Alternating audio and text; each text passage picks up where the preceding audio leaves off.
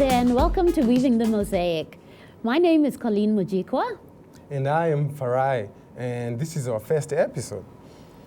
So first and foremost, we'd like to say Happy Black History Month to everybody out there. And in the spirit of Black History Month, we've dedicated this entire episode to the topic of identity.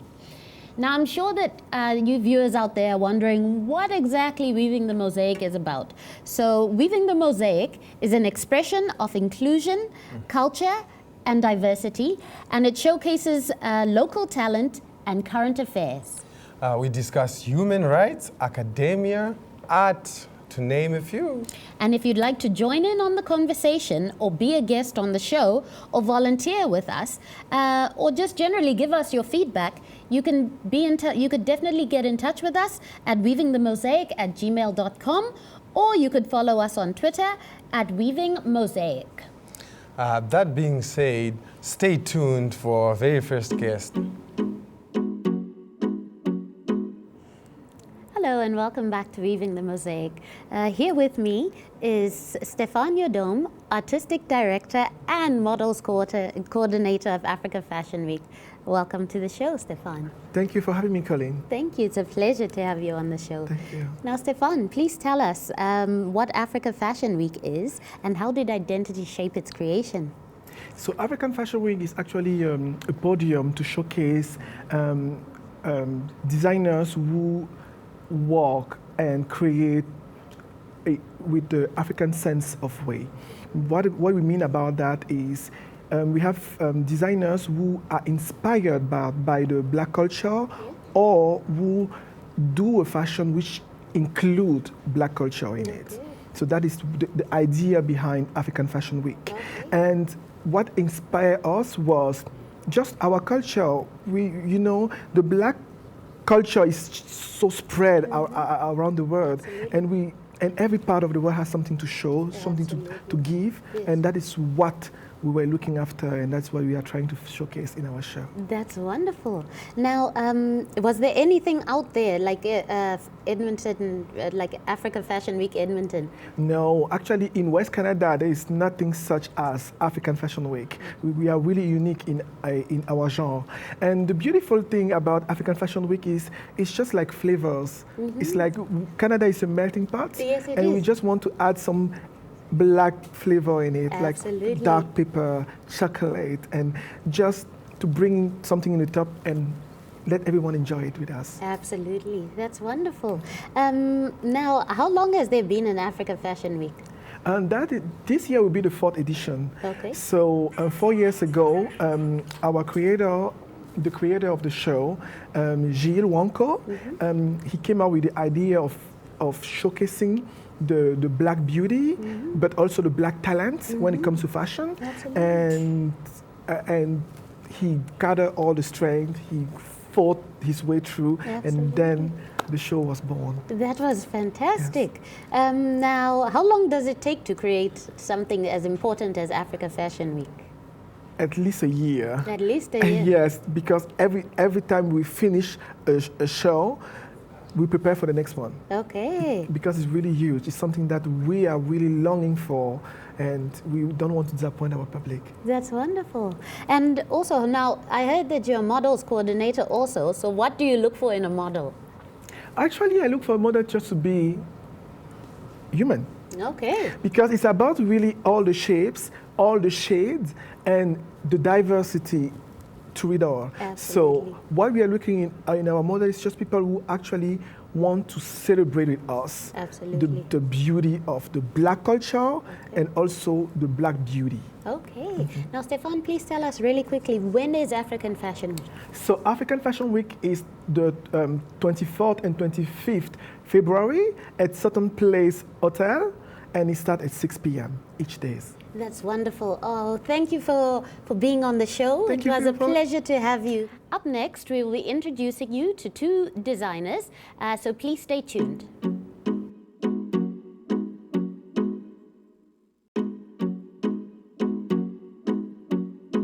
Hi there, and welcome back to Weaving the Mosaic.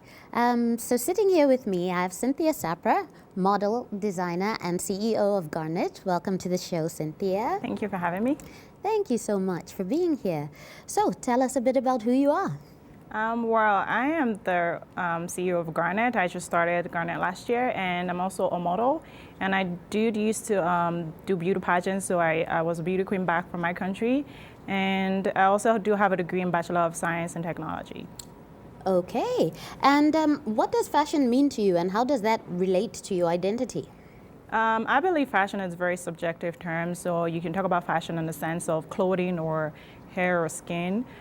In my own aspect, I will talk about fashion in clothing area, and for me, fashion is it's very diverse. So people have like different sort of fashion sense. Like it's something that kind of like identifies you. So I can kind of tell someone's personality or the way they kind of think from their fashion sense. So I believe fashion it's very subjective. Like you cannot decide what suits you and what you like and what you're comfortable with. Okay. Now, Cynthia, tell us a bit about Garnet. I started off Garnet last year, and Garnet is a line for basically women, and I have a ready-to-wear line at the same time I have a couture line. So the couture aspect is made to measure. So when I get clients, I could decide, the clients will decide, okay, this is what they want. They have an idea of kind of what they want their dress or whatever piece they want to look like, and then I can measure them and then make that piece according to the measurement, or they could also purchase stuff from my ready-to-wear line as well. Okay, sounds wonderful. So what can we expect from your 2017 collection? I have different pieces from my 2017 collection. I make silhouette dresses, I make jumpsuits, pantsuits. Well, this collection, I'm going to be dealing with a lot of velvet, a lot of lace, a lot of print material as well. And I do have these two pieces that are velvet. One of them, it's red velvet with a pattern on it. That's what Anna is wearing. Anna, can you spin around? Yep, that's really beautiful. And then I have the other one, which is velvet as well. And at the same time, I had a little bit of lace on the side. And I do like to do with a lot of shapes. So I kind of had a little bit of geometrical shape when it comes to like my pieces. And you can see that on the neckline of what Nikki is wearing. Okay. Thank you very much, ladies. So, Cynthia, where do you get your inspiration from? My inspiration can come from different areas. Like I get inspiration from drawings, from paintings, from trees, I like colors, so I do deal with a lot of colors, like I mix colors. I can get inspiration from just like seeing a piece of furniture or seeing the way furniture is shaped. Like you could pick a little bit of details in it and decide, okay, I kind of like this detail, and then you want to tweak it up a little bit, and then that's kind of what I do when it comes to like my ideas. Okay, and Cynthia, quickly, what advice do you have for aspiring fashion designers? I would say for fashion designers, I would advise people to decide if they want to make clothes for themselves for personal use or for business. If you want to be an entrepreneur in the fashion aspect, you want to think about how you want to manage your business. So you want to deal with a lot of consulting firm and marketing firm to be able to decide, okay, this is what I want to do and how to market your business and make it credible. Okay. Well, thank you, Cynthia, for joining us, and it was a pleasure to have you on the show. Thank you very much for having me. So after the break, Sachet Duplex will be joining us, another designer, so please stay tuned.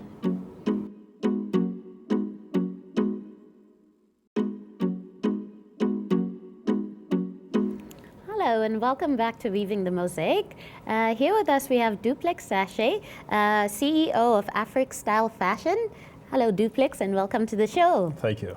Thank you. Thank you for being here. Now please tell us, who is Duplex? Duplex is the CEO of Afric Style Fashion. Afric Style Fashion is an upcoming brand. We deal a lot with African print. We try to blend two cultures together. I try to blend the African and the Western cultures together. So you see most of our outfit has some African touch in them, and we do outfit for male, female, and kids. Okay. Now, how does fashion shape your identity? Yeah, coming from Africa, we try to bring that African identity out there. So with our African print, we try to have that look out there. Okay. All right. So please tell us a bit about Afric Style. So Afric Style Fashion started in 2016.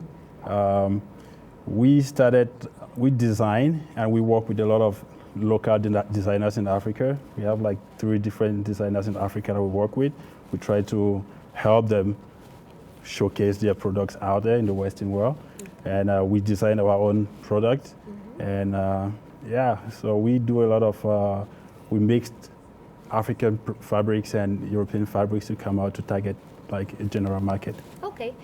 So what are your views on African fashion? Like, what is the future of African fashion? I would like to see African fabrics in a lot of these retail stores in the next coming years, because we've been seeing Gucci, we've been seeing Hugo Boss, but we don't see African outfits here. And this is what I'm talking about.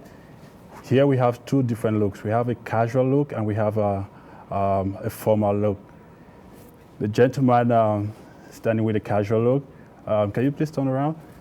So from his outfit, you can see we try to blend African print and some Western fabrics to give it divided attention. And the gentleman with the red shirt, he's more of a formal look. We've been wearing a lot of suits to go to weddings and formal occasions, so we try to change it a little bit.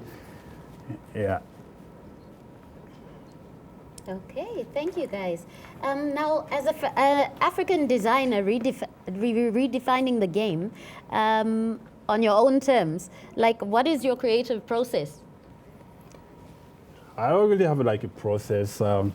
I look around and I try to figure out what people want. Like for the ladies here, I have two different looks here. The first one, that is a very formal look. We can do that same outfit in different styles. That could be like a skirt, that could be a dress. We do different styles.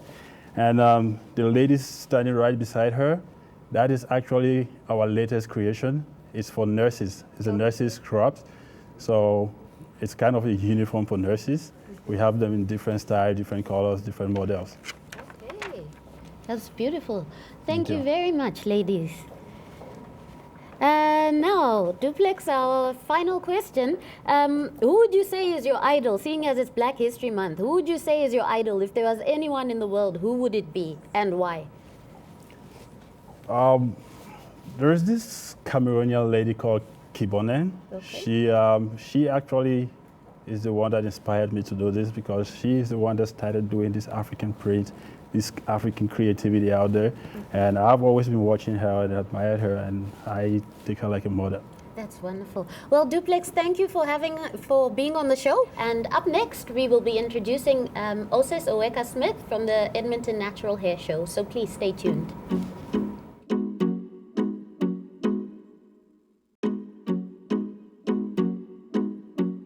Welcome back to Weaving Mosaic. In our final segment, we have Oses with the Edmonton Natural Hair Show.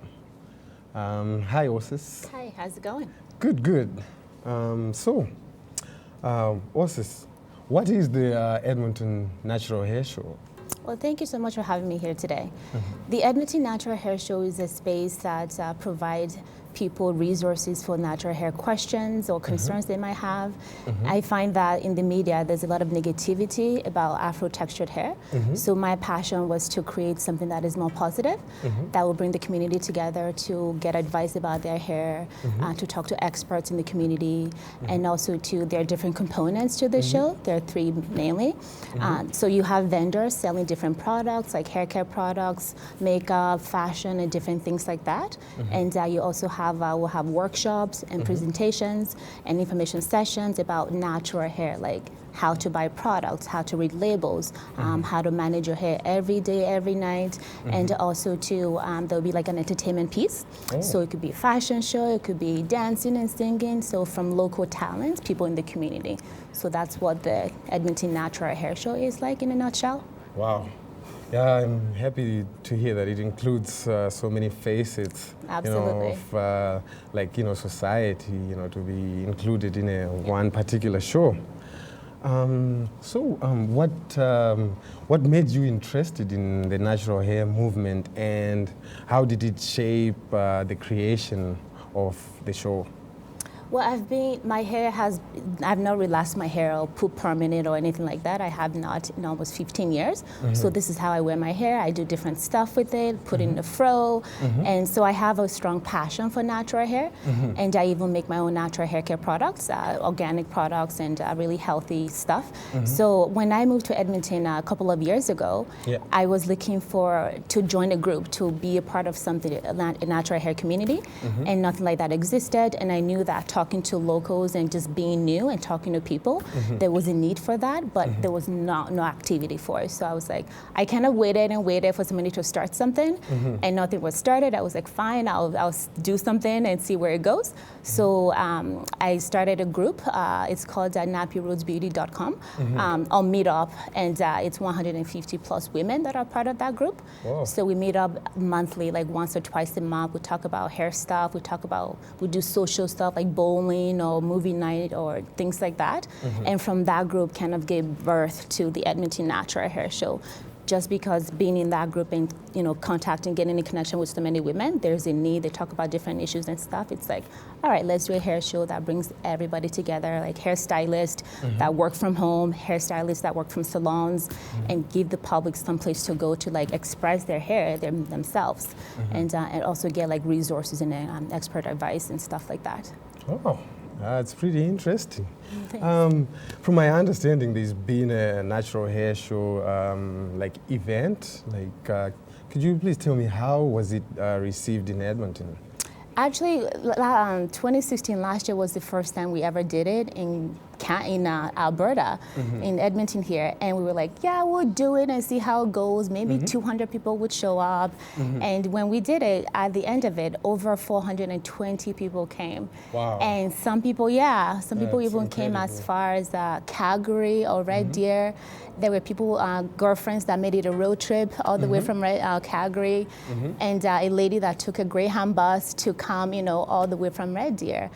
So there are people in isolation in different communities, and they might not have resources or people to go to. So to have a dedicated space where they can actually come together, not just get advice from experts and salon owners and hairstylists, but also like talk to one another, right? Because you can go on YouTube and watch stuff, but that person might be like in Florida or like in LA where the weather is a little different, the climate is different. So as a result, what you put in your hair, how your hair turns out is also different. But when you come to a place like the Edmonton Natural Hair Show, you're talking to people in your local community who are experiencing the same hair issues that you have. The climate here is the same, so it's not somebody like telling you, I use this product, it did this, awesomeness for me, but you try to do it, it doesn't turn out the same way, and you're upset, you're frustrated, like, how come this is not working? So that's what we try to give to people through the Edmonton Natural Hair Show, because when you read articles online and see things, it's very different from people who are not in your community.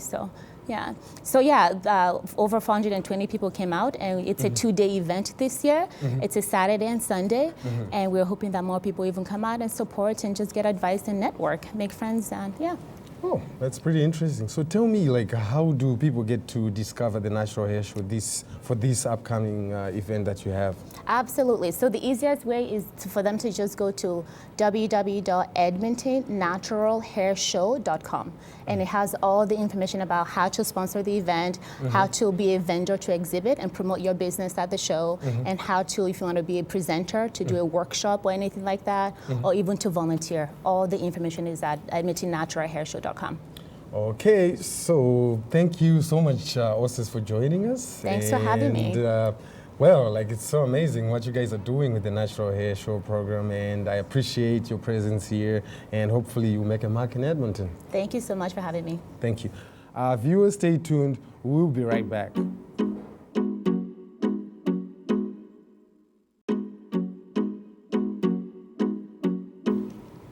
Hello and welcome back to Weaving the Mosaic.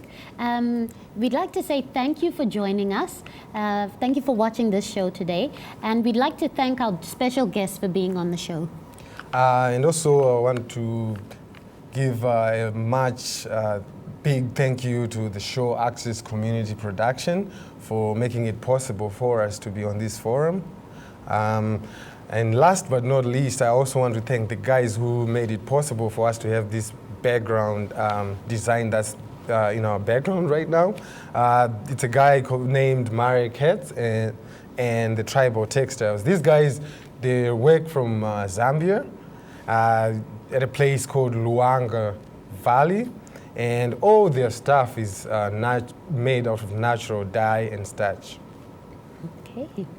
Now, if anybody would like to volunteer with us, please feel free to get in touch with us at weavingthemosaic@gmail.com. And once again, thank you for joining us for our first show, and we hope to see you again.